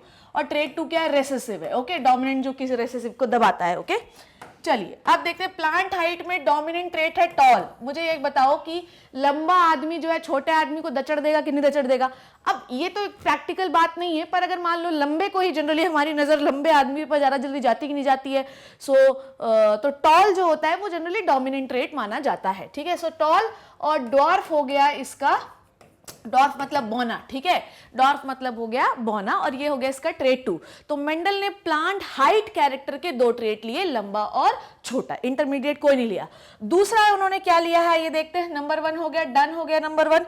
अब देखते हैं हम लोग क्या लिया इन्होंने। दूसरा इन्होंने लिया, ओहो हो, ठीक, दूसरा इन्होंने लिया है बच्चों फ्लावर कलर। ठीक है, फ्लावर कलर। अब मुझे तुम बताओ कि कौन से फ्लावर को देखते हैं तुम्हें लगता है वाह यार यही मैं अपनी गर्लफ्रेंड को दूंगा। तो डार्क कलर के जो फ्लावर होते हैं जनरली उनको देखकर हमें अच्छा लगता है, इसलिए हम उसको मानते हैं कि वो डोमिनेंट ट्रेट है। ठीक है, डोमिनेंट जो अपने आप को एक्सप्रेस करता है, रेसेसिव जो अपने आप को एक्सप्रेस नहीं कर पाता है। रेसेसिव कैसे बन जाता है कोई भी ट्रेट, ये भी मैंने आपको सिखाया। और कोई भी 2 रेसेसिव ट्रेट जब आपस में मिल जाते हैं तो वो अपने आप को एक्सप्रेस कर सकते हैं, क्योंकि वहां पर उनका कोई डोमिनेंट ट्रेट आसपास नहीं है। तो दोनों रेसेसिव मिलकर अपनी सहायता कर कर अपना जो है एक्सप्रेशन कर देते हैं। But if 1 trait is dominant, second trait is recessive, बच्चों एक्सप्रेशन नहीं होगा, क्योंकि रेसेसिव ट्रेट इतना एक्सप्रेशन नहीं कर पाता, इतने प्रोटीन नहीं बना पाता। तो डोमिनेंट ट्रेट जो है वो इवन रेसेसिव ट्रेट के बदले भी प्रोटीन बनाना शुरू कर देता है। जब मैं आपको कंसेप्ट ऑफ डोमिनेंस पढ़ाऊंगी तो ये चीज एक बार और पढ़ाऊंगी। ठीक है, सो वॉयलेट और व्हाइट। अब व्हाइट फ्लावर को जनरली लोग नहीं देखता, वॉयलेट को देखता है, वाह यार कितना सुंदर फ्लावर है। ठीक है, नाउ अब हम लोग के थर्ड कैरेक्टर ले रहे हैं। थर्ड कैरेक्टर हम ले रहे हैं फ्लावर पोजीशन। ठीक है, फ्लावर पोजीशन। ठीक है, फ्लावर पोजीशन में हम क्या ले लेते हैं, फ्लावर पोजीशन में हम ले लेते हैं एक्सियल। एक्सियल कैसा फ्लावर होता है यहाँ पे बना के दिखा देती हूँ। यहाँ पर जो फ्लावर लगेंगे these are the axial flower, और जनरली एक्सियल फ्लावर को ही हम क्या मानते हैं बच्चों, डोमिनेंट। ठीक है, सो एक्सियल फ्लावर को हमने क्या माना, डोमिनेंट, जो साइड साइड में लगते हैं। और ये होता है टर्मिनल फ्लावर। ये टर्मिनल फ्लावर क्या होते हैं, रेसेसिव। ठीक है, डन। अब हम लोग देखते हैं फ्लावर कलर, फ्लावर पोजीशन हो गई। अब हम लोग देखते हैं थर्ड हो गया, फोर्थ कैरेक्टर देख रहे हैं हम लोग। अब हम लोग देख रहे हैं पॉड शेप। ठीक है, पॉड शेप। अब मुझे बताओ, जब हम लोग तुम बाजार जाते हो तो तुम कौन से मटर को लेना ज्यादा पसंद करते हो, जो मोटे मोटे चिकने चिकने रहते हैं या जो सुकड़ू रहते हैं, बताओ मुझे कौन सा लेना शुरू करते हो। मैम हम लोग तो वही मटर लेते हैं जो सुंदर हरा हरा मोटा मोटा दिखता है। तो भैया ऐसा है, जो फुल पॉड वाला, पॉड का मतलब होता है छिलका रे, है ना। आधा बच्चा बोलेगा ई पॉड का होता है अब। ठीक है, सो पॉड का मतलब छिलका। तो जो फुल पॉड होता है जनरली हम उसी को लेना शुरू करते हैं, या अच्छा लगता है हमको वही मटर। जो सूखे रहते हैं, लोग नहीं कहते नहीं हम नहीं खरीदेंगे मटर क्योंकि फुल, ये क्या है, ये तो सूखा हुआ मटर। एक्चुअली वो सूखा हुआ नहीं है, वो रेसेसिव ट्रेट वाला छिलका है उसके पास। ठीक है, फुल या इसी को हम कहते हैं इन्फ्लेटेड, फूला हुआ जो रहता है उसको हम लेते हैं। और रेसेसिव ट्रेट में बच्चों हम लोग ले रहे हैं कौन सा, कॉन्स्ट्रिक्टेड। ठीक है, थोड़ा बेटा मैं चश्मा लगा लूं क्योंकि क्या है दिख नहीं रहा है। अब देखो जो दूसरा चश्मा लगा रही हूँ क्योंकि उसमें दिख नहीं रहा था मुझे। ठीक है, कॉन्स्ट्रिक्टेड। ओके, डन है बच्चों, डन। 4 कैरेक्टर हो गए। अब हम लोग 5वां कैरेक्टर क्या लेंगे बताइए। 5वां कैरेक्टर हम ले रहे हैं पॉड कलर। ठीक है, चलो देखो रे, पॉड कलर देखते हैं क्या है। जब तुम बाजार जाते हो तो कौन से कलर का मटर लेते हो, पीला वाला या हरा वाला, बोलो ऑब्वियसली यार, हरा वाला जो हरे हरे मटर दिखते हैं वो तुमको लगता है ये बहुत अच्छे होते हैं, तो ग्रीन कलर जो होता है पॉड का, छिलके का, थोड़ा यहाँ पर ग्रीन नीचे लिखती हूँ, जो ग्रीन कलर होता है छिलके का वो डोमिनेंट होता है, और जो येलो येलो पीले पीले दिखते हैं उनको हम बोलते हैं ये पुराना मटर हो गया। डन। एक्चुअली जो रेसेसिव कैरेक्टर बन जाते हैं उनका भी एक कारण होता है, क्योंकि रेसेसिव कैरेक्टर जो होते हैं वो मैंने आपको बताया कि रेसेसिव कैरेक्टर अपने आप को एक्सप्रेस नहीं कर पाता, जिसकी वजह से प्रोटीन सही तरीके से नहीं बनते, इसलिए जो है छिलका जो है सिकुड़ जाता है, छिलका येलो हो जाता है, ये सब उसके कारण है। छठवां जो है कैरेक्टर हम लोग देखेंगे, और इस पर हम लोग डाई हाइब्रिड क्रॉस भी लगाएंगे बच्चों, सीड का कलर। सीड का कलर, अब हम लोगों को हालांकि यहां पर थोड़ा सा आपको देखना पड़ेगा, यहां पे मैं स्टार लगा दे रही हूं। नॉर्मली जो सीड के कलर होते हैं, ध्यान समझना, नॉर्मली सीड जो होता है हम लोगों को कैसा लगेगा कि हम हरे हरे मटर के दाने खरीदेंगे, हम तो बाजार जाएंगे और बिल्कुल हरा हरा मटर का दाना खरीदेंगे बच्चों, पर एक्चुअली होता यह है कि जो डोमिनेंट कलर है वो है येलो मटर का दाना। समझ में आ गई बात? यहां पर थोड़ा सा आपको ध्यान देने की जरूरत है बच्चों, इसलिए मैंने वहां पर देखो, मैं यहाँ पे स्टार लगा दिया है मैंने, इसको ध्यान देना, क्योंकि नॉर्मली लोग ऐसा सोचते हैं कि मैडम ये समझा रही कि हम बाजार के हिसाब से काम करेंगे, पर यहाँ पर सीड का कलर जो है वो डोमिनेंट है, और डोमिनेंट सीड का कलर है मेरे बच्चों येलो। याद रखना, नॉर्मली ग्रीन कलर देख के खरीदने का मन करेगा मटर, पर डोमिनेंट कलर कौन सा है? येलो, और ग्रीन कलर है इसका रेसेसिव। 6 हो गए हैं, 6 हो गए हैं। सातवां कैरेक्टर हम लोग ले रहे हैं, सातवां कैरेक्टर ले रहे हैं। सातवां कैरेक्टर कौन सा लेंगे? सातवां कैरेक्टर हम मेरे ले रहे हैं सीड शेप। Seed shape. अब मुझे बताओ, बाजार जाते हो तो किस प्रकार के मटर के दाने खरीदते हो? जो सुकुड़े रहते हैं या मोटे मोटे तगड़े तगड़े मेरे जैसे रहते हैं? बताओ। जो मटर का दाना मोटा गोल गोल रहता है उसे हम क्या लेते हैं? उसे हम खरीदना प्रेफर करते हैं। तो राउंड जो शेप होता है, राउंड जो शेप है वो है डोमिनेंट, और जो सिकुड़ा हुआ होता है, जो रिंकल्ड होता है, रिंकल्ड भयंकर, जिसके पास ज्यादा स्टार्च होता है ना मटर के दानों में, वो दाने राउंड हो जाते हैं, और जिनके पास मटर के दाने नहीं रहते वो रिंकल्ड हो जाते हैं। अच्छा, ये एक प्लियोट्रॉफी का एग्जाम्पल है। प्लियोट्रॉफी का एग्जाम्पल मैं आपको पढ़ाऊंगी, घबराओ नहीं, ठीक है। सो रिंकल्ड जो हो गया, इनका 7th कैरेक्टर हो गया। डन। सो मेंडल ने टोटल ये 7 कैरेक्टर लिए, और उन्होंने 1 2 3 4 5 6 7, कई बार क्रोमोसोम पे क्वेश्चन आ जाता है, तो क्रोमोसोम पे क्वेश्चन आपको छोड़ दो, मैं जब क्रोमोसोम जब आपको पढ़ाऊंगी तब आपको बताऊंगी, पर यहां पर आपको यह याद रखना है कि मेंडल ने 7 कैरेक्टर लिए, 7 कैरेक्टर के 2 ट्रेट्स लिए, 1 trait should be dominant and 1 trait should be recessive. पर यह याद रखना कि मेंडल ने जब अपना टेस्ट शुरू किया था तो all trait should be, all traits should be pure। ठीक है, कैसे होने चाहिए?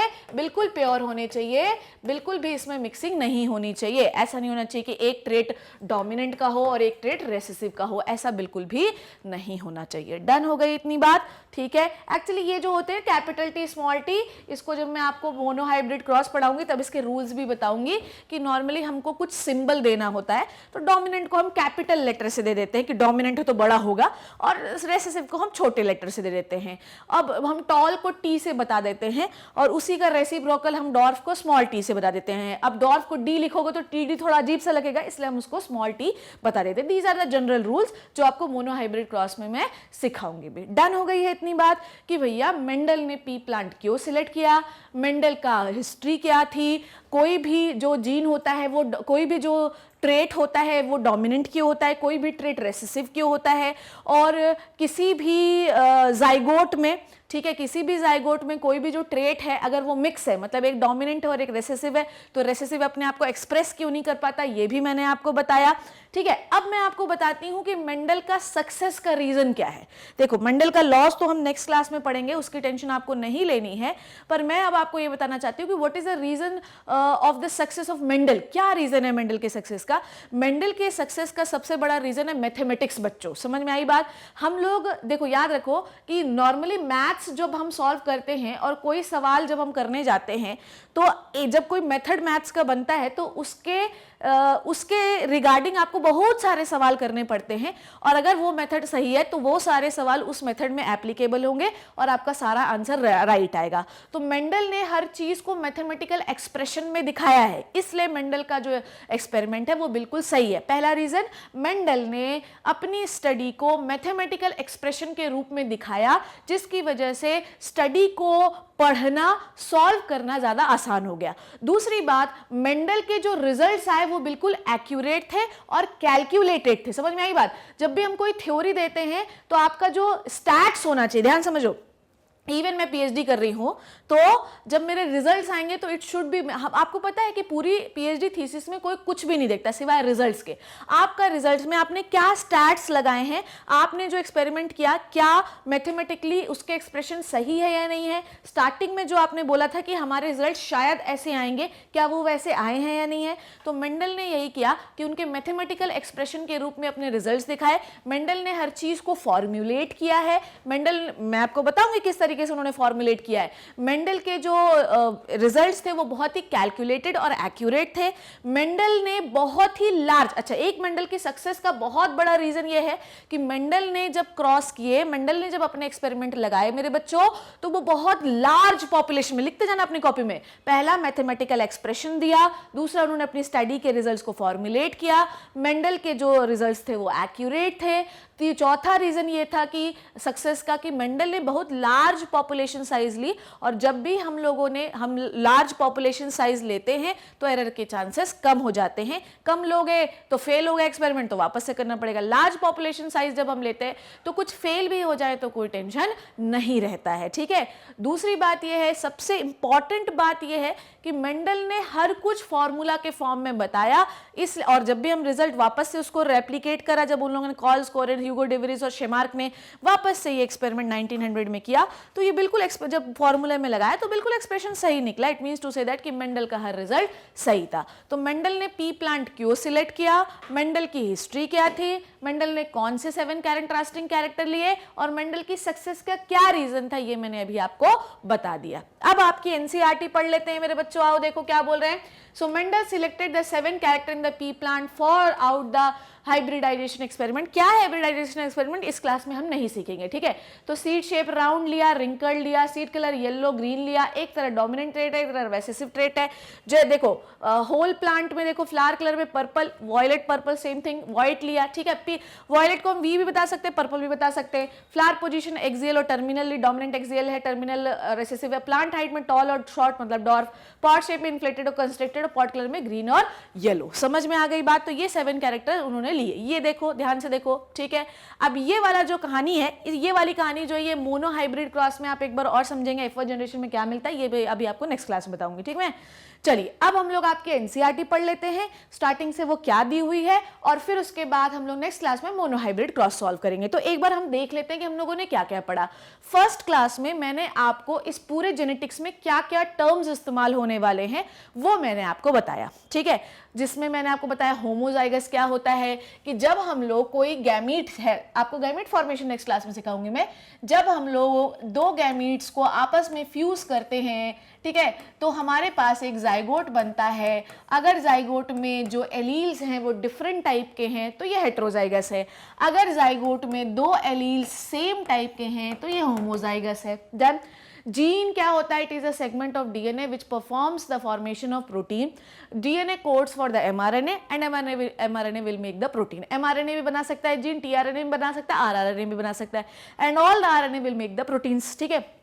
नाउ उसके बाद मैंने आपको बताया जीन और एलील में क्या डिफरेंस होता है। किसी भी जगह पे प्रेजेंट होते हैं उन्हें कहते हैं जीन, पर अगर किन्हीं 2 क्रोमोसोम के, ध्यान समझो, किसी 2 क्रोमोसोम पे सेम लोकस पे प्रेजेंट होने वाले जीन्स को, ये एक जीन प्रेजेंट है, एक यहाँ पे जीन प्रेजेंट है, किन्हीं भी 2, ये क्रोमोसोम 1 है, ये क्रोमोसोम 2, ये लास्ट क्लास में पढ़ाया था मैंने आपको, अभी भी रिवाइज करा रही हूँ, ठीक है।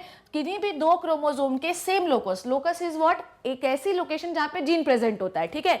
किसी भी 2 क्रोमोसोम के सेम लोकस पे प्रेजेंट होने वाले इन जीन्स को हम कहते हैं एलील्स, ठीक है।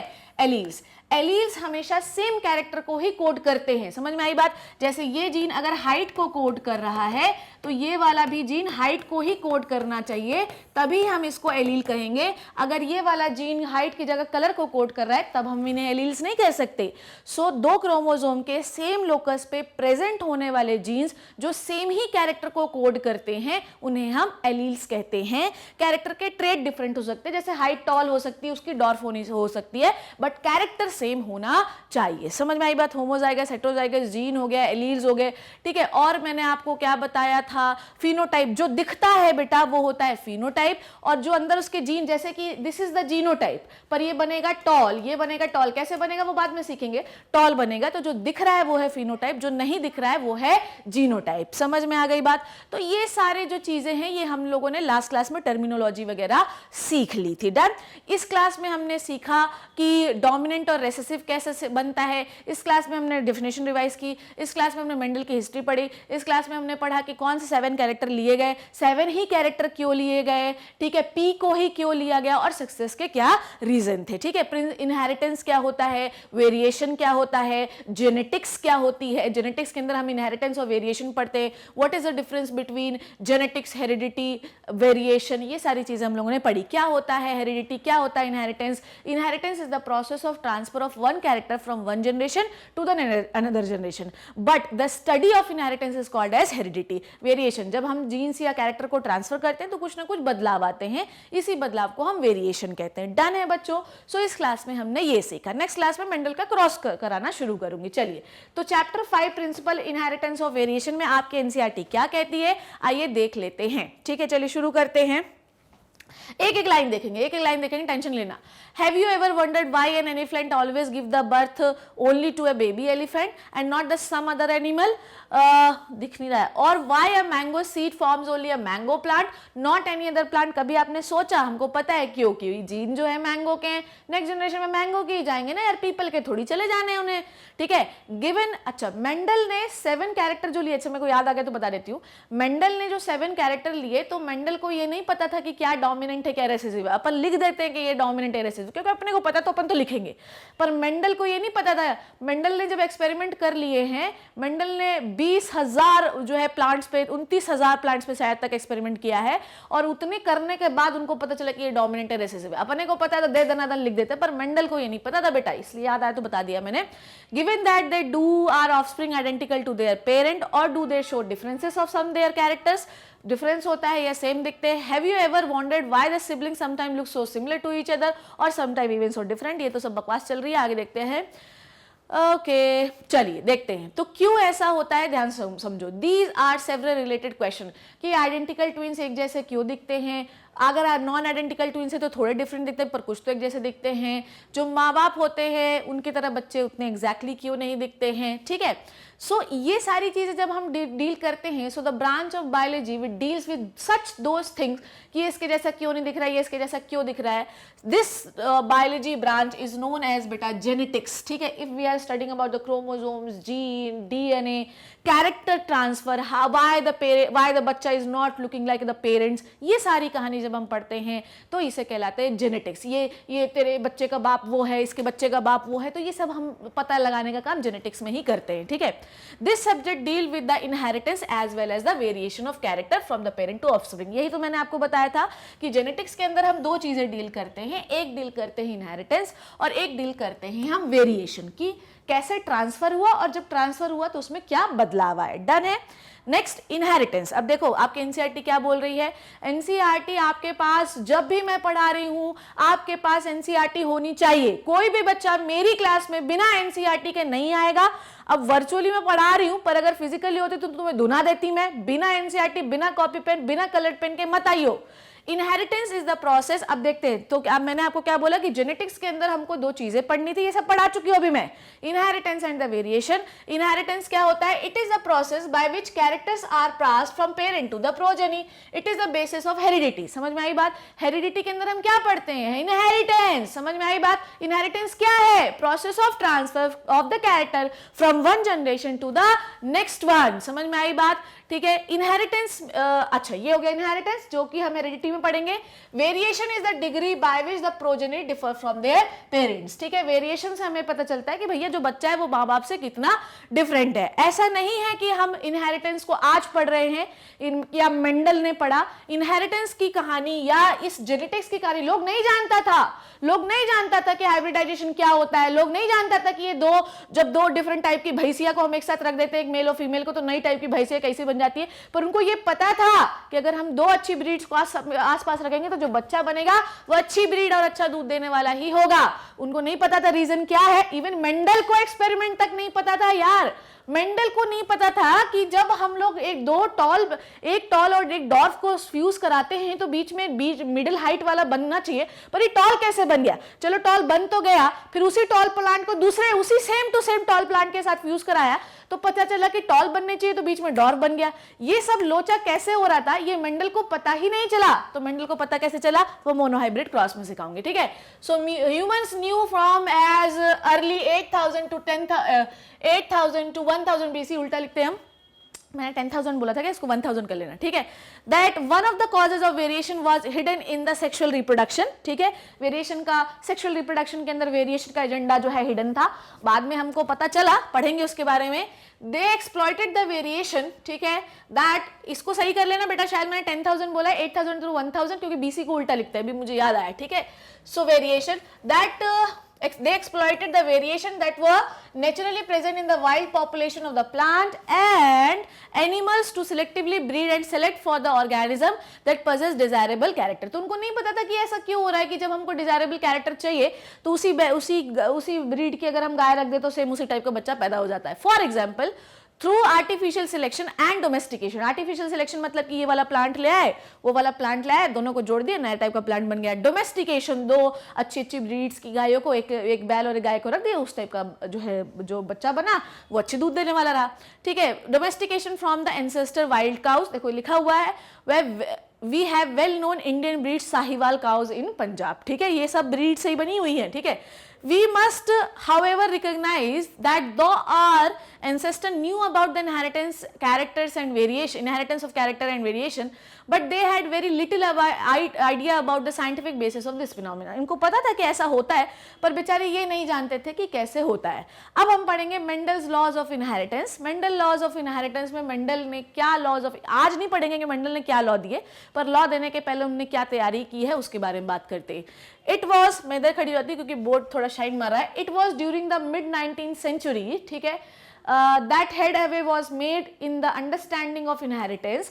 Gregor John Mendel, ठीक है, Gregor Johann Mendel conducted hybridization experiment on the garden pea 7 years। मैंने आपको ये याद रखिएगा बेटा, NCERT की ये वाली डेट अपने सुनहरे अक्षरों पे स्टिकी नोट्स पे लिख लीजिएगा कि मेंडल ने किस पर एक्सपेरिमेंट किया और कितने समय तक किया। 7 साल, 1856 से 63 तक उन्होंने अपना एक्सपेरिमेंट किया। 1822 में उनका जन्म हुआ था, पर ये क्वेश्चन नहीं आएगा। ठीक है, so he and proposed the laws of inheritance in the living organism during Mendel's investigation into the inheritance pattern. It was for the first time that statistical analysis and mathematical logic were applied to the problem of biology। ये इनके success का reason है बेटा।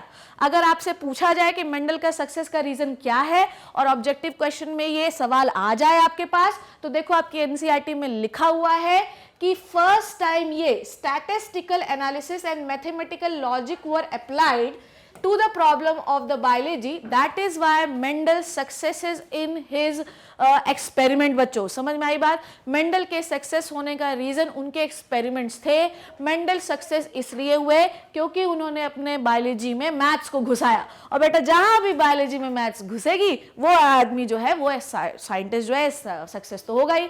His experiment had a large sampling size. ये देखो, ये सारे success के रीजन है बेटा, सारे सक्सेस। देखो मैंने कुछ नया नहीं बताया है, ये सब एनसीईआरटी आपकी बोल रही है। तो बेटा एनसीईआरटी की एक एक लाइन को, ठीक है, आपको पी जाना है। लार्ज सैम्पलिंग साइज ली which gave the greater credibility to the data that he collected. More sample size less error, ये रूल्स है रिसर्च का। समझ में आई बात? इवन तुमको पता है मेरी रिसर्च का सैंपल साइज 650 है। 650 सैंपल कलेक्ट करूंगी तब मैं किसी भी डिजीज का प्रेवलेंस निकाल पाऊंगी। सो जितना ज्यादा सैंपल साइज होगा उतना ज्यादा अच्छा क्रेडिबल रिजल्ट आएगा, क्योंकि जितना कम सैंपल साइज होगा वो एरर के चांस उतने रहेंगे। मान लो ज्यादा पॉपुलेशन बढ़ाई, रिजल्ट ही बिगड़ गया या रिजल्ट अलग हो गया। हम जो एक्सपेरिमेंट अप्लाई कर रहे थे वो अब लार्ज पॉपुलेशन साइज में आ ही नहीं रहा है उसका रिजल्ट। सो पॉपुलेशन साइज जितना बड़ा होता है रिजल्ट उतना एक्यूरेट होता है। Also the confirmation of his inferences, ठीक है, उन्होंने अपने इन्फरेंसेस को रिजल्ट्स को बहुत सारे, अच्छा ऐसा नहीं था कि उन्होंने एक ही जनरेशन में सारे रिजल्ट निकाल लिए, उन्होंने बहुत सारी जनरेशन के बाद ही अपना रिजल्ट दिया, ठीक है। और उसके बाद जो है बहुत सारे टेस्ट करने के बाद ही अपना रिजल्ट दिया और इसलिए उनका रिजल्ट प्रूवन है। तो मेंडल के सक्सेस के रीजन आपके एनसीईआरटी में लिखे हुए हैं, आपको उसको पढ़ना है, ठीक है। ये रिजल्ट ये प्रूव करते हैं और इन्हीं रिजल्ट के आधार पर उन्होंने रूल्स ऑफ इनहेरिटेंस बनाए हैं, ठीक है। ठीक है, तो कहा था prove that his result pointed to general rules of inheritance rather than being unsubstantiated idea. ऐसे कुछ भी एपिसोड घी की पहले करने के बजाय उन्होंने पूरा एक्सपेरिमेंट करने के बाद ही कि कोई भी दूसरा डेटा बिल्कुल ऐसा कहीं से कुछ भी ले आया, ऐसा नहीं किया। उन्होंने प्रॉपरली अरेंज मैनर पे, फॉर्मुलेटेड मैनर में उन्होंने अपना एक्सपेरिमेंट किया। कोई भी अनसब्सटेंटेड डाटा नहीं लेके आए हैं। अनसब्सटेंटेड डाटा जो होता है ये बेवकूफी का डाटा होता है, ये जो फर्जी डेटा होता है जब उनको कलेक्ट कर लेते हैं हम लोग और उसके आधार पर कोई रूल्स बना देते हैं, उनका ऐसा नहीं था। और उन्होंने लॉजिकल रीजन के डेटा के आधार पर अपने रूल्स बनाए हैं। Mendel investigated character in the garden pea that were manifestated to opposite trait, ठीक है। मेंडल ने जो है गार्डन पी पे एक्सपेरिमेंट किया। उन्होंने 7 कैरेक्टर लिए और हर कैरेक्टर के 2 ट्रेट्स लिए उन्होंने। जैसे कि उन्होंने फॉर एग्जाम्पल उन्होंने ट्रेट, जैसे उन्होंने कैरेक्टर लिया हाइट का ट्रेट उन्होंने लिया एक टॉल और एक लिया डॉर्फ, ठीक है। जैसे उन्होंने लिया सीड का कलर येलो एंड ग्रीन, ठीक है। और उन्होंने बेसिक फ्रेमवर्क पे अपना स्टडी जो है सेट किया और उन्होंने फिर वही अपना वो ये समझना चाहते थे कि हर जनरेशन में कहानी बदल क्यों जाती है। हम हर जनरेशन में कहानी बदलनी नहीं चाहिए ना। अगर हमने टॉल और डॉर्फ पे शुरू किया है और अगर पहली जनरेशन में टॉल प्लांट मिले तो हर जनरेशन में टॉल ही मिलने चाहिए, पर ऐसा हुआ नहीं और यही वो ढूंढते रहे, ठीक है। उसके बाद कहाँ थे अपन, basic framework of the rules governing the inheritance which was expanded on by later scientist. उसके बाद उन्होंने काम करके मर गए, बेचारे को कोई क्रेडिट नहीं मिला। और उसके बाद 3 साइंटिस्ट है, नाम मैंने आपको बताया कि वो कौन है। अब वो तीनों साइंटिस्ट ने 1900 में ये कहानी फिर से जो है शुरू की और ये कहानी शुरू करने के बाद उनको ये समझ में आया कि भैया मेंडल तो बाप आदमी है, इसलिए उस दिन से हम उन्हें फादर ऑफ जेनेटिक्स के नाम से जानते हैं, ठीक है। Mendel conducted such artificial pollination experiment true breeding. अच्छा, उन्होंने ट्रू ब्रीडिंग पी लाइन लिए। आर्टिफिशियल एक्सपेरिमेंट कैसे करेंगे मोनोहाइब्रिड क्लास में सिखाऊंगी मैं, ठीक है। True breeding line is one that having undergrown. अच्छा, ये शायद मोनोहाइब्रिड क्रॉस शुरू कर दिया है, चलो हाँ। तो उन्होंने लिखा कि उन्होंने ट्रू ब्रीडिंग प्लांट्स लिए हैं और 7 कंट्रास्टिंग कैरेक्टर लिए हैं और 14 ट्रू ब्रीडिंग प्लांट लिए, मतलब 7 कैरेक्टर लिए तो उसके 2 ट्रेट भी तो लिए, टॉल डॉर्फ, बड़ा छोटा मोटा खोटा लिया ना, तो 7 है तो 7 दूनी 14 हो गया, उसका कंट्रास्टिंग ट्रेट ले लिया, ठीक है। as pairs which were similar except from one character which contrasting trait, ठीक है। तो हर पेयर का एक contrasting trait है। some of the contrasting traits selected were smooth or wrinkled seed, yellow or green seed, inflated or full constricted, green or yellow pods, tall and dwarf plant, ठीक है। Figure दिया हुआ है, यही figure मैंने आपको समझाया भी था। ये पूरे ट्रेट्स लिए उन्होंने, ओके, ठीक है। तो मेंडल ने ये वाले कंट्रास्टिंग ट्रेट स्टडी किए, डन है।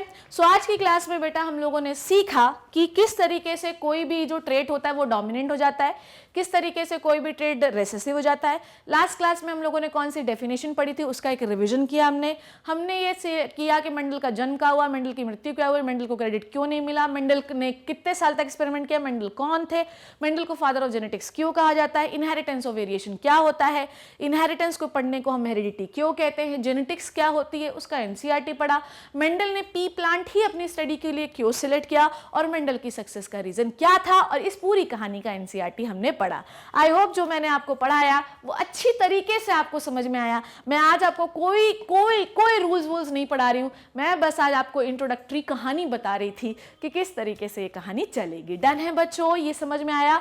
इसी तरीके से आपको अगर मेरे लेक्चर्स पढ़ने, देखिए मेरे पढ़ाने का तरीका थोड़ा सा अलग है, आप इतने दिन में समझ गए होंगे, मैं बहुत ज़्यादा स्लाइड्स पे फोकस नहीं करती हूँ, ठीक है। मुझे ये लगता है कि जब तक मैं नहीं लिखूंगी मेरा बच्चा कैसे लिखेगा यार, तो मैं इसलिए बहुत लिखती हूँ कि ताकि तुम भी मेरे साथ साथ लिखते जाओ। और जिस तरीके से मैं बोलती जाती हूँ, मेरा हर एक वर्ड जो आपके लेक्चर्स में निकल रहा है वो एक गोल्डन वर्ड है बच्चों, ये याद रखना। उन सबको आपको कॉपी में लिखना है। मैं इंसान हूँ, अगर कुछ ऊंच नीच हो जाए तो प्लीज मुझे बता देना, then I will correct it out. Okay, now next thing जो आपको बताना चाहती हूँ कि जब भी आप क्लास लगाने आ रहे हो आपके पास दो चीजें जरूर होनी चाहिए। एक होनी चाहिए आपकी कॉपी बुक। ऐसे बैठ के कोई भी लेक्चर नहीं लगाएगा शिप्रा मैम पढ़ा रही चल पढ़ान दो इनको, ऐसा नहीं करना है अपने को। आपको जिस गैजेट से आप पढ़ रहे हो वो लेके आना है, आपको अपनी कॉपी लेके आना है, कलर्ड पेन का इस्तेमाल करिए ताकि आप डोमिनेंट कौन है, रेसेसिव कौन है, कौन सा कैरेक्टर में मैडम स्टार लगवा रही है, मेंडल का जन्म कब हुआ, कितने कौन से साइंटिस्ट हैं, ये सारी चीजें आप हाईलाइटेड पॉइंट में मेरे क्लास के नोट्स वही बनाइए जब आप मेरा लेक्चर देख रहे हैं। और साथ ही साथ आपको बेनिफिट ये है कि मैं एनसीईआरटी आपको पढ़ा देती हूँ, तो एनसीईआरटी भी आप साथ साथ मेरे पढ़ सकते हैं ताकि कोई कंफ्यूजन ना हो, ठीक है। और उसके बाद मैंने बोला मैं स्लाइड्स पे ज्यादा फोकस नहीं करती हूँ, मैं लिखने में बहुत फोकस करती हूँ, इसलिए पढ़ाने का तरीका मेरा अलग है।